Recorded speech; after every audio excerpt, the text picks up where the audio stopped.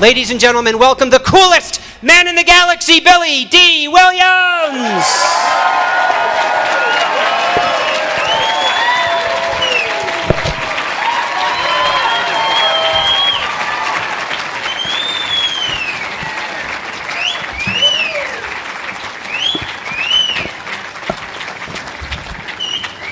Thank you very much.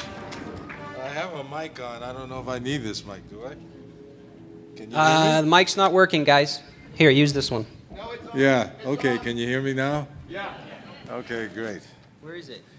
Keep your hands off. Sorry. Well, Sorry. I didn't see nothing, I promise. Okay. Can you all hear him? I'm a real man. No. Hello, everybody. This has really been great for me, being here in Albuquerque. I just wanted to let you know that.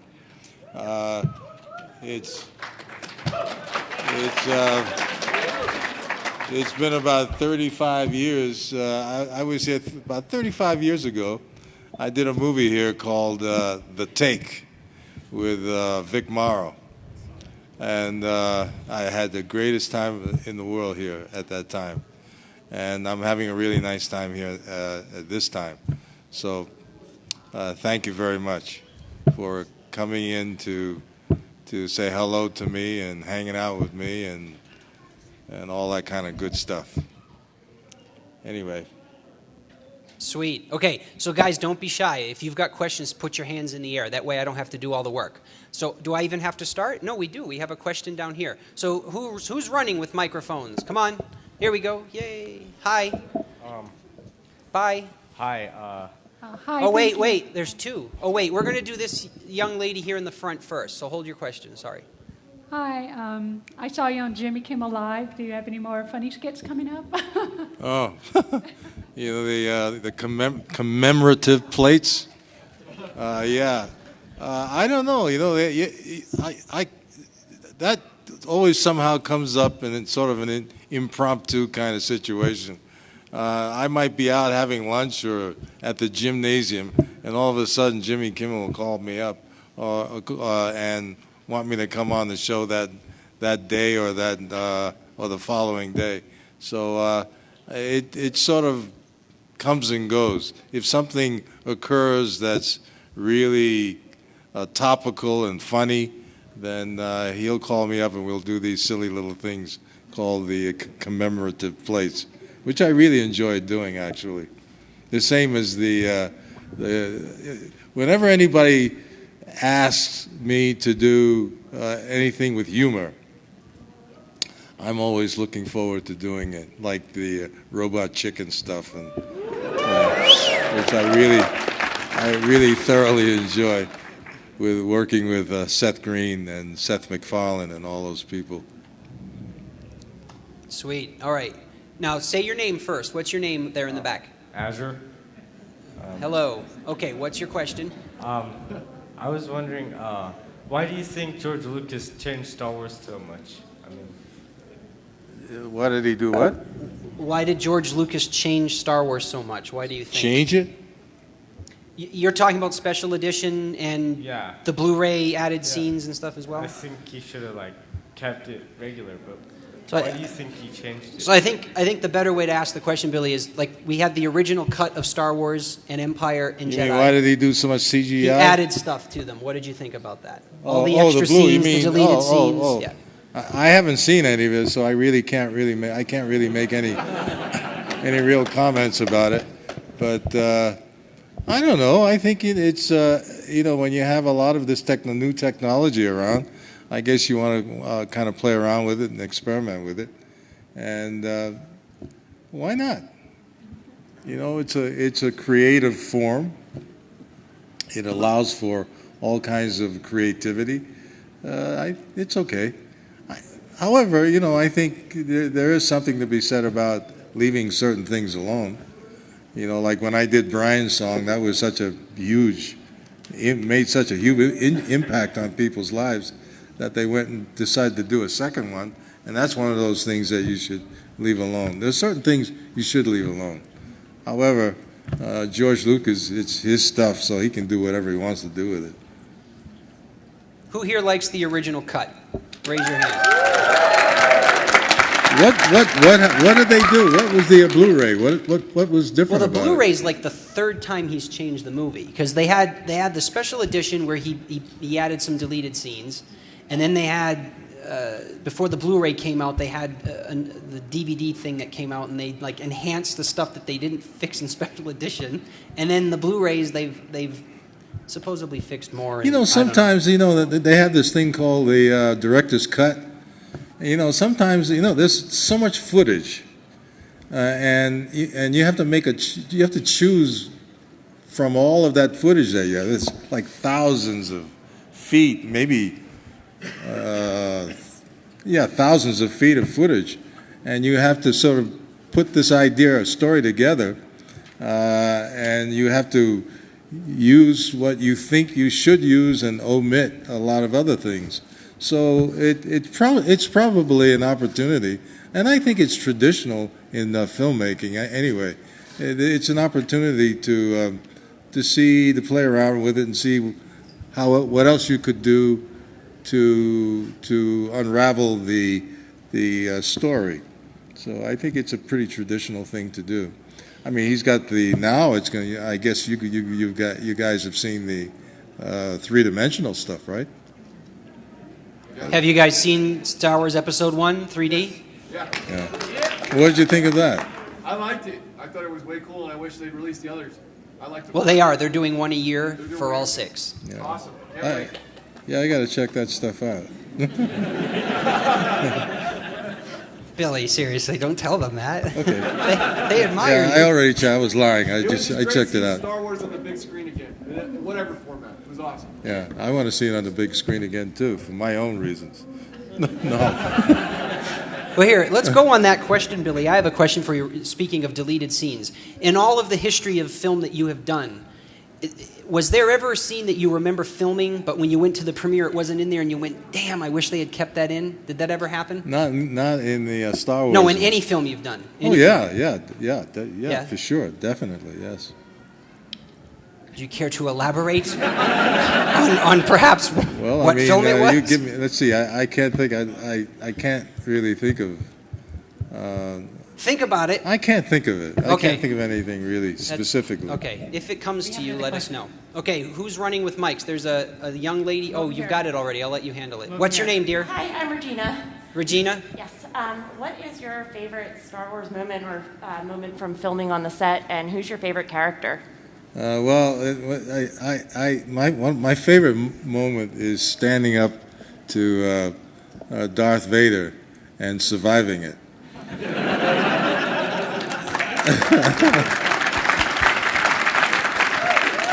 I think I was one of the few who survived Darth Vader, but I stood up to him for about 5 seconds, then realized what I was doing.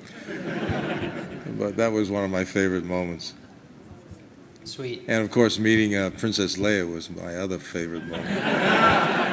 And the second part of the question, Billy, was who's your favorite character from Star Wars? My favorite character in Star Wars is Princess Leia. Yes. My favorite character, Nien Nunb. No. Nien Nunb was a real puzzlement. It was a real puzzlement. I really tried to have a conversation with Nien Nunb, but it was very difficult. Let's see. Favorite character? Oh, in Return of the Jedi, when we went to Jabba the Hutt's party, and that was an amazing scene to me with the lady with the 6 breasts, and I thought that was quite interesting. And then, of course, the Sarlacc pit was quite interesting. I won't elaborate on that one. He got it right there, right away. You filthy boy. But I kept thinking, my goodness, George is a little quiet guy who's got this really wild imagination, you know. But anyway, it was quite interesting. We have a question over here. What's your name? My name is Ben. Ben. And I have two questions. First question is, what was your favorite role to play in any movie you've ever been in? What was my favorite role? What? In any movie you've ever been in? Like, what was your favorite role to play? Well, I've had quite a few. Of course, Brian's song, playing Gail Sayers. The movies. We have a picture from Brian's song, buddy, over there. I was nominated for an Emmy for that one. The character I did with the two characters I did, the Lady Sings the Blues with Diana Ross and Mahogany with Diana Ross.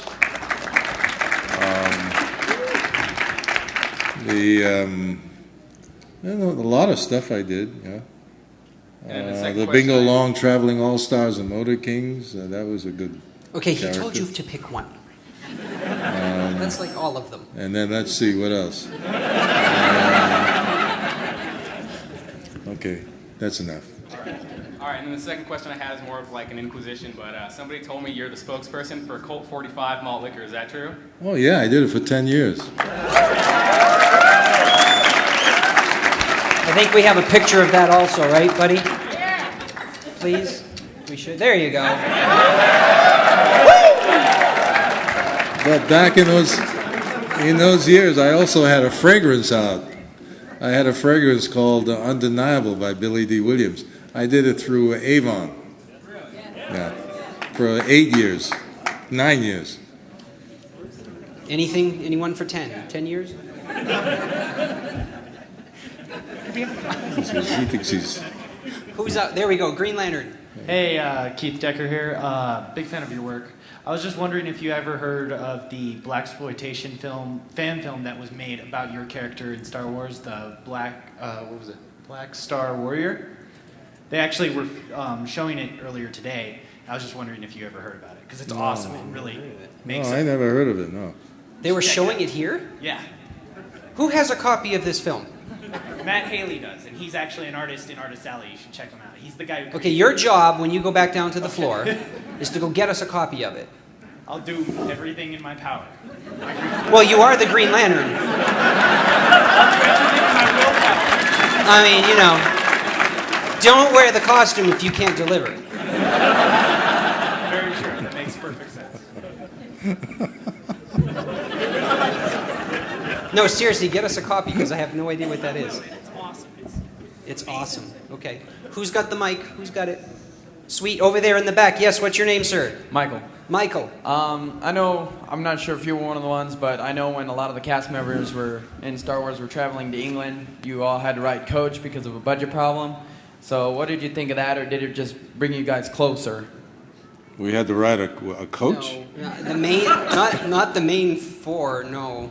Well, I know Carrie Fisher was one of them, because I heard about a conversation that Carrie Fisher's mom had with George Lucas about her writing coach, and Carrie Fisher had told Writing mom to coach? F off. Writing coach Coach class in an to go to airplane. Oh, coach class? No. I don't ever.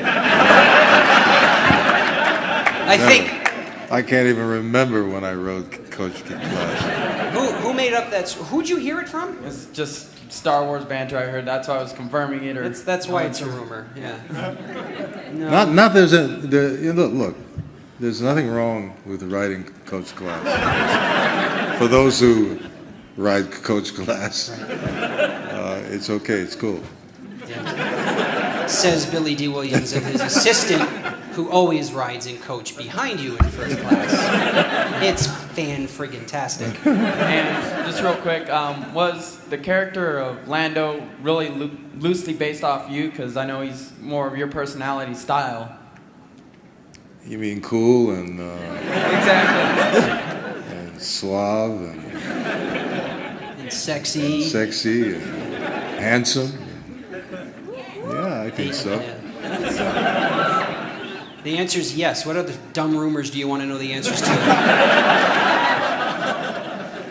No, I'm teasing. Not really. Microphone right here. What's your name, sir? My name's Jason. Hi, Jason. Hi. I just had two questions. One, can I get your autograph? My grandma was suffering from cancer, and she really looked up to you. And the second is, I liked you on the 70s show, how you talked with Eric Foreman, you know, as in the 70s show, and you were talking about Star Wars and about Luke Skywalker and his T-16. I really enjoyed that. You know, I wish you would be in more, you know, shows, you know.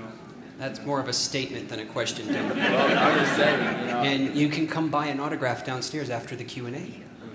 And he'll personalize it to your grandmother and everything. How's that? Cool. I'm sorry, is your grandmother's a survivor? My mom's a survivor. That's awesome, man. Congratulations. Great. That 70s show, was it fun filming that? Oh yeah, I had a lot of fun doing that. Yes, it's doing sitcoms is not an easy thing to do though, because it moves so fast. It's not like doing movies, you know, and you've got to get everything done very quickly. But I thought it was a good practice. That's how I treat situations like that whenever I'm faced with those kind of situations. But it was a lot of fun. Excellent. Microphone guy over here. Yes. What's your name? My name is Nick, and I was wondering how much fun did you have playing Judge Reinhold on Fanboys? Oh, I had fun doing that, working with those guys. In fact, I worked with one of the other guys on a television series. I don't know if that series is going. Oh, the man show?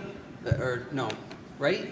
Yeah, I think that's what it was. Isn't it the man show? Yeah. Wait, I have IMDb right here. One of the guys I worked with, again. In fact, I think the guys who produced and wrote that show wrote Fanboys, I think, if I'm not mistaken. Yeah, it's... Oh, hold on, it's not... Oh, okay. Where is Isn't it wonderful to have these things? These things are so great.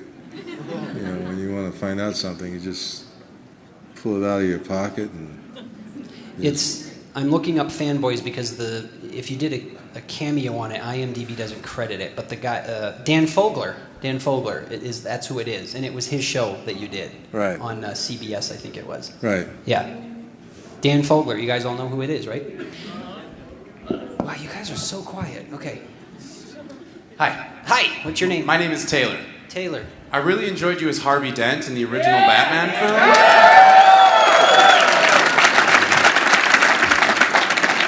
I would just want to know, was there ever any plans for you to play Harvey Dent in later ones, possibly turn into Two-Face? And were you disappointed that you weren't Harvey Dent in other films? Well, you know, you win some and you lose some. When I was hired to do the job, to play Harvey Dent, I was really expecting to play Two-Face. I mean, I was looking forward to playing Two-Face, but they sold the property to, I think, Sony at the time, I believe, and they went in a different direction. So that was an opportunity lost. No, but I really wanted to play that guy. It would have been interesting if I had done it, you know. But what's his name? He's a great actor, so he did a very nice job. Tommy Lee Jones. Yeah. Or now we have Aaron Eckhart, actually, in the new one. Well, they keep changing it, you know. So, but that's movie making today. Nobody's loyal in Hollywood anymore. I don't know if they've ever been, but... The name of the show was Man Up. That was the name of the show. So if you guys Google Man Up, you can probably see his episode out there somewhere. Is it still on? I don't think the show's on anymore, no. Oh, wow. It says here 10 episodes. I guess it sucked. Yes. What's your name? Marcia, thank you. Hi. Back to Fanboys, as Judge Reinhold, was that your character name that you came up with, or was that a scripted name that you had? No, it was scripted. Oh, okay. Yes. She sounds very upset about it. Hi, I first saw you. What's your name? Oh, Dee Dunleavy. Okay. And Dee. I first saw you in Brian's song, and I was a young girl, and it was the first tearjerker I ever saw, and it was wonderful. But I was young enough to think that you might have actually been Gail Sanders, and so. Sayers. Sayers. Sorry. Do you have any football in your background? No, I like most kids. I grew up in New York City, and I played a little bit of football, but not to any great extent. I played more baseball as a kid growing up, and tennis. Excellent. Okay, Mike's out there, way in the back. What's your name? Heather. Heather. Hi. I hope this isn't too obscure, but a friend of mine who couldn't be here recently brought to my attention something from the Empire Strikes Back. Is there, when Lando and Chewie are escaping Cloud City in the Millennium Falcon, it looks like you're wearing Han's clothes. Is there a reason for that, or was that just a budget thing? But my friend wanted to know, and I'm asking for him. There are two answers. Do you want them both? Sure, yeah. Okay, I'm going to give you the version that we came up with, and then Billy's going to tell you the more fun one. Lando owned the Millennium Falcon before Han did. And Millennium. He owned the Falcon before Han did. And the clothes were in the closet, so Han actually stole Lando's clothes. And then we have... Well, as quiet as it was kept, we were lovers at one point. And when Princess Leia walked in the dark, they both got up and went, oh shit, and they put the wrong clothes on.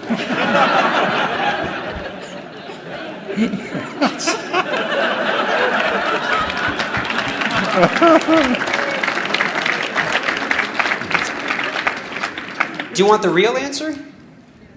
Yeah? Yes. Real answer is Academy Award-winning costume designer John Mallow, who won the Academy Award for Star Wars, used the costume because it's the Carillion outfit.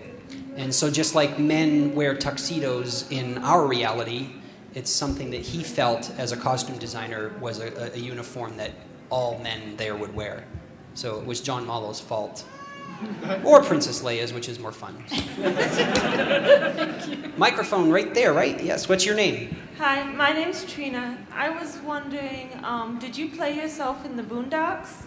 And are you planning anytime in the future to do more cartoons like that, Robot Chicken or Family Guy or anything?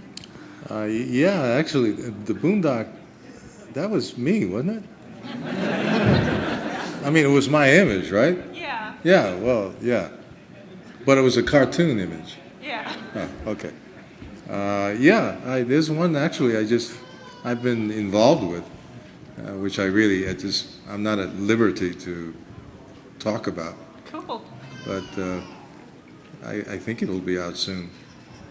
Thank you. Is there going to be more Robot Chicken, Billy? I'm sure Seth must call yeah, you. I'll be doing more of those. And there's the other one that I did Titan Maximus, right? Titus Maximum, where I played General Bitchface, which was a really good character. Titan Maximum. Titan. And your actual title is Admiral Bitchface. Oh, Admiral. No, wait. It's Admiral Chester Bitchface, according to IMDb. Chester, ladies and gentlemen. Oh, that's hilarious. You're not a Chester. It's not. It doesn't. Well, I could suit be. you. I'm an actor. I can be a Chester. Or I could be a chess. That's more cool. Or Chester. a tur. Or an Yes, right here. You can call me CH. Hi, my name is Greg. I was just kind of curious, you're such an iconic, cool guy, and I was wondering if there's two questions. Is there anyone else in Hollywood today that kind of gets like the Billy D cool stamp of approval? And question 2, Everybody in Albuquerque has 2 questions. It's great. In Return of the Jedi, would your character have behaved any differently had you known it was a trap?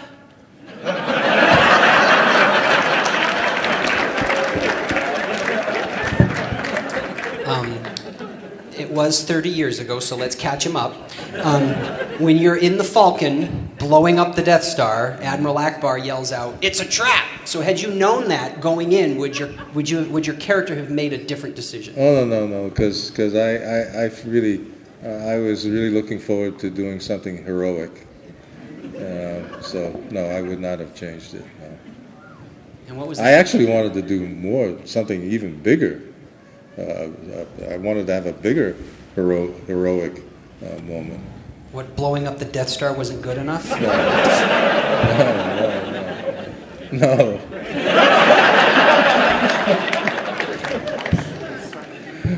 Yeah, I wanted to get the girl too. Oh, you wanted a girl. What, oh, the stamp of approval thing. Yes. What actor in Hollywood has the Billy Dee stamp of approval of coolness right now? Nobody.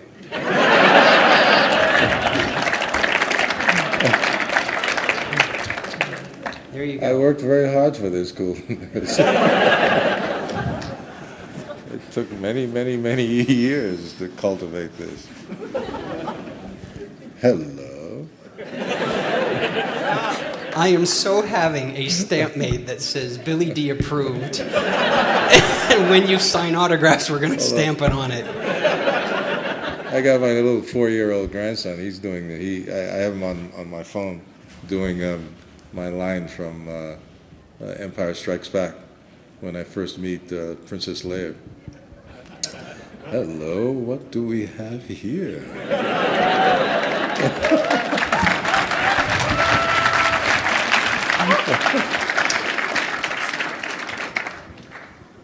I used to be quite a ladies' man. I'm not anymore. And some think you still are. Like that guy. Yes, what's your name, sir? My name's Chris. Hi, Chris. I just want to know, what's the smoothest thing you've ever done? What's the smoothest thing I've ever done?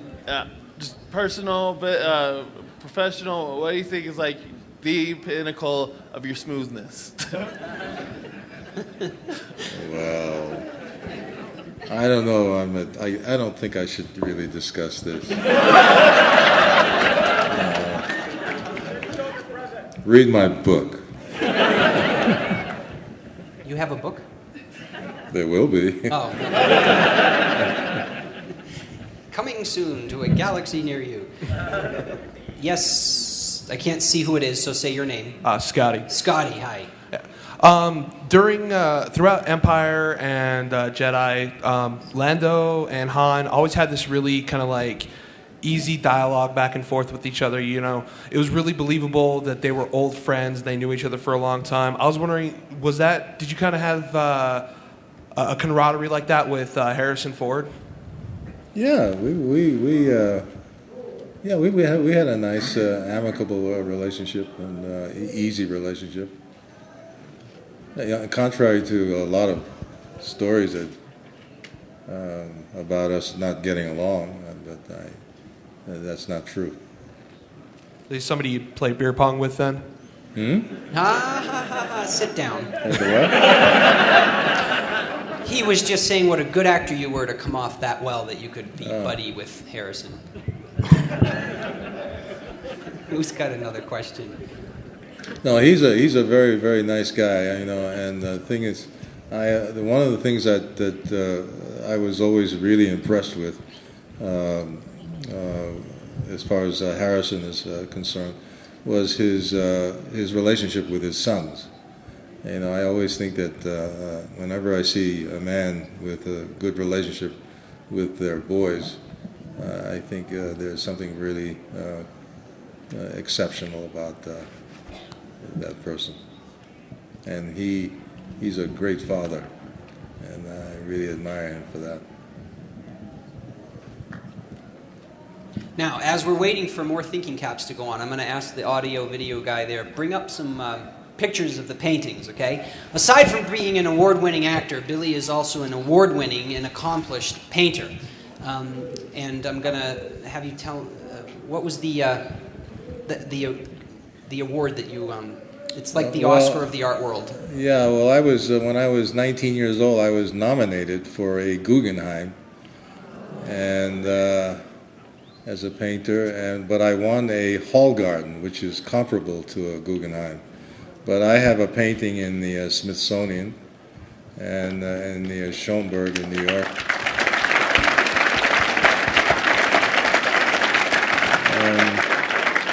And what do you call your art, Billy? What's the style? Well, I describe it as abstract reality, and what I mean by that, as real as things are, they are as abstract, which gives me a lot of levels to play on. But and we're flashing some images for you guys now from his over 50 years of body of work.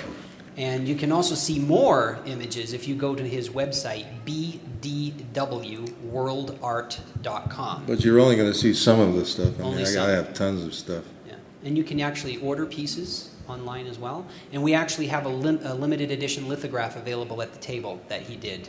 It's an Empire Strikes Back painting, and we did a limited edition lithograph of it. So it's available. We went to the museum yesterday, and well, I was really impressed with some of the stuff that there was one room devoted to young people in high school, and really impressive work is photography and paintings.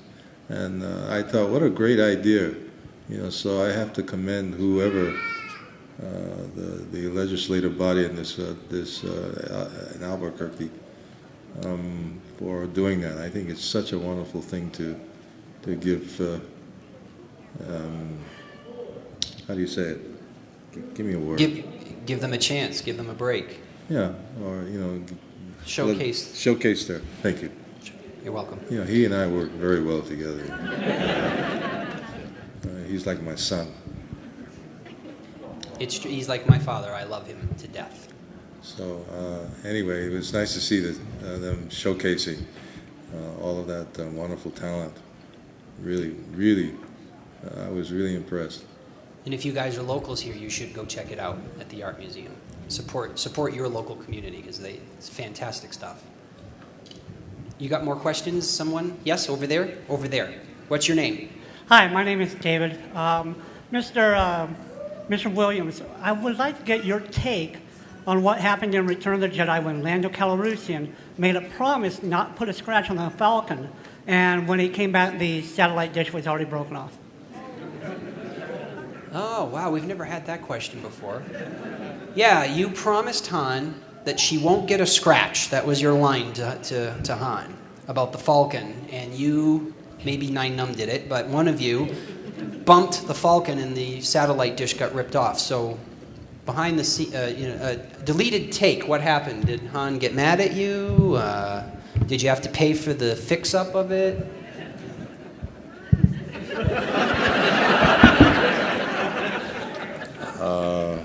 I don't know. This is your chance to say something witty.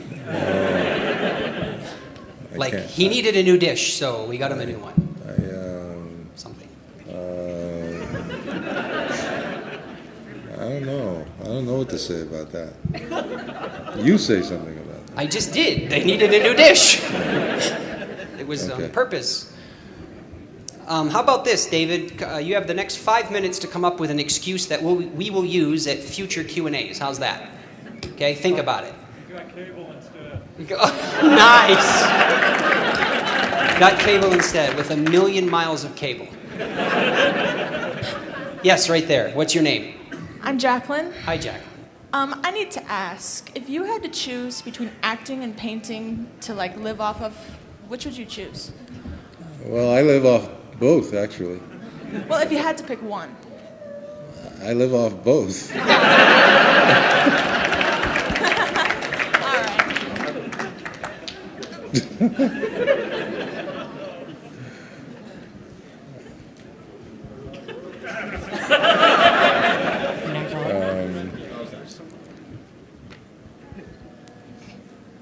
Okay. Hi, my name is Deborah, and I would like to ask you about your career as an African American actor, and if you think that if Star Wars were made today, if maybe you would have gotten the girl, and some of the difficulties that you've gone through as an African American actor in becoming who you are and just being successful.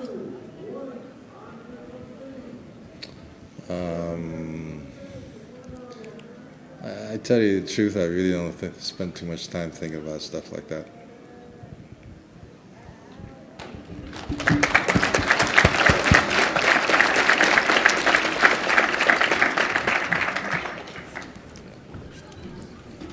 Sorry, we want to show you guys something. So, okay, what did I miss? Anything good? What's your name? Theo. Theo, hello.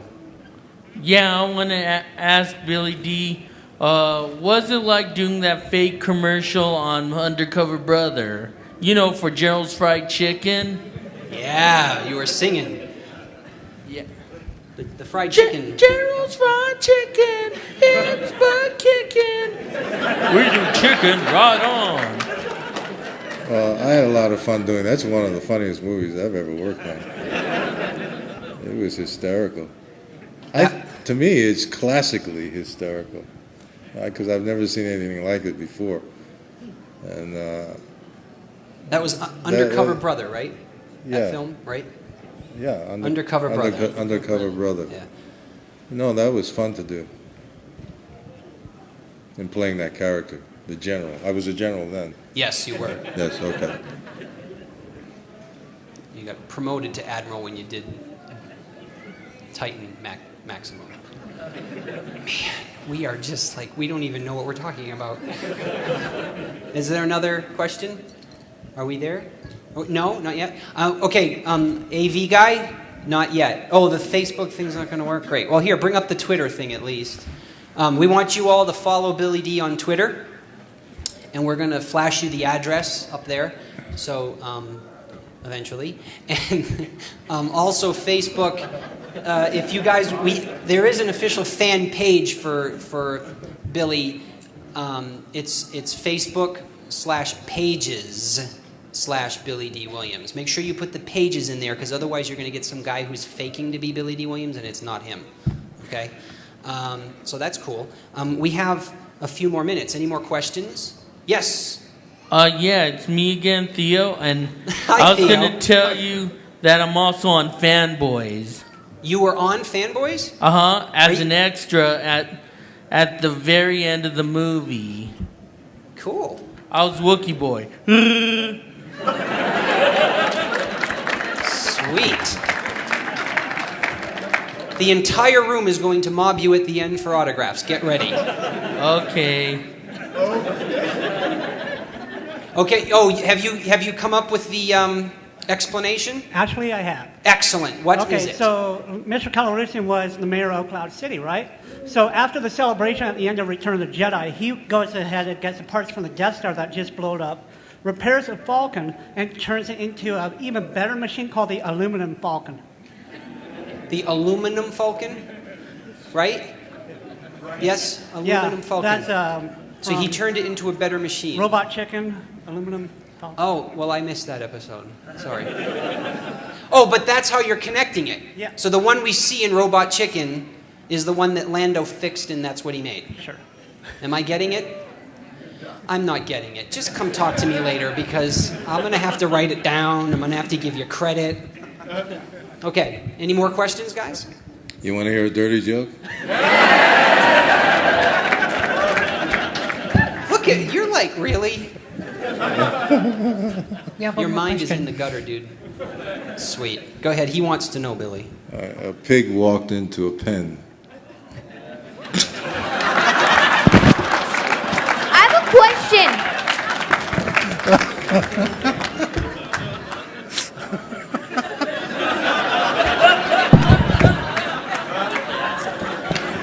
That's it? Just keep acting.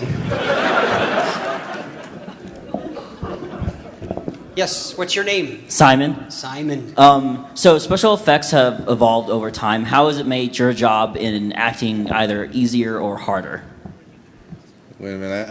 What did he say? Good question. He said that special effect. How does special effects make your job harder or easier? How do they affect you? Special effects. Well, that's a very interesting question, because I think today, in the movies that they make today, I think the actors support the special effects. when I came up, throughout most of the years of my acting career, it was the other way around. So I don't know if it's easier to support the special. I mean, because special effects. I mean, the CGI. I mean, you can just sort of lay everything in now, and the actor is there just to give support to it. And I guess it makes it. Well, for the producers and the people who want to make a lot of money, it makes it a lot easier, I suppose, rather than depending on the ability and the charisma of the actor. But that's, I guess that's a kind of a question that can be debated. I don't know. For me, you know, I'm used to carrying moments without a lot of help. So it's been pretty much what my career has been about. But listen, if I'm part of a situation where the special effects becomes more helpful to whatever I'm trying to convey on the screen, but it's not me trying to convey it so much. When I think of it, it's not me trying to convey so much as the producers and the director and the writers and the studios are trying to convey.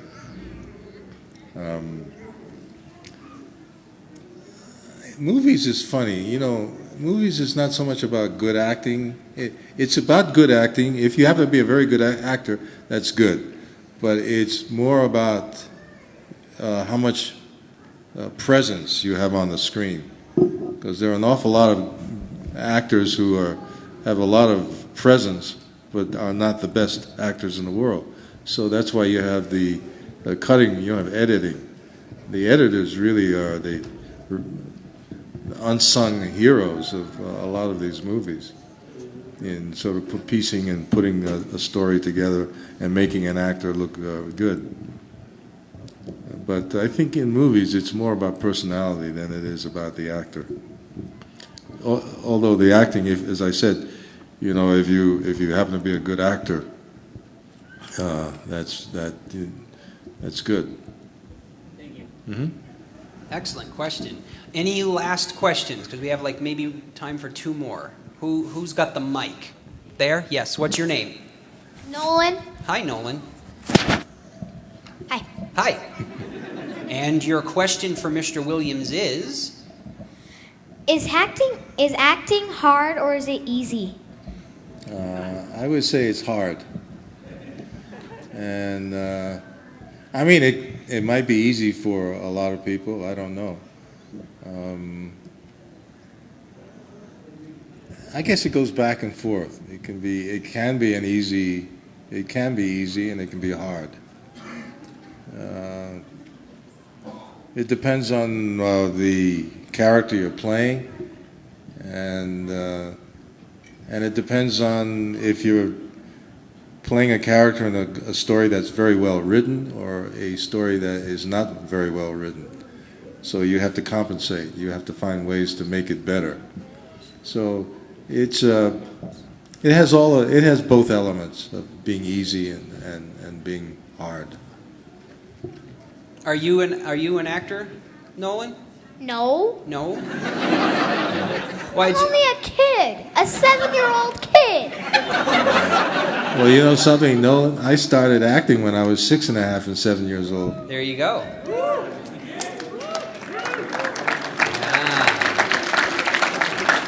And I did a musical called The Firebrand of Florence on Broadway. And I can even remember the little song I had to sing, that little chant. There were two. Make way for the Duchess, for her grace the Duchess. Make way for the Duchess, for her legal, regal Duchess. And then I had to come out a second time with a letter from the Duchess. Message from the Duchess, from her grace the Duchess. Message from the Duchess, from her legal, regal Duchess. That's what I had to do. So you could be an actor now. It sounds like you're kind of interested in it, since you're asking questions So that's about why I it. asked, because it was an interesting question to come from. But you're not too young. You want to be an actor now? I want to, but maybe my dad or my mom will not let me. Well, just send mom and dad over here and we'll have a little chat with them. My dad's here. My dad is here. Yeah? Well, your son could be rolling in money right now, man. Because he's got a good little spirit in him.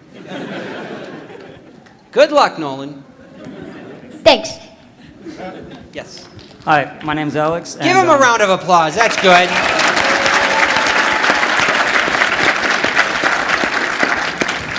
You could feel that every time you acted, Nolan. What's your name? Alex. Hi. And As a matter of fact, before you go on,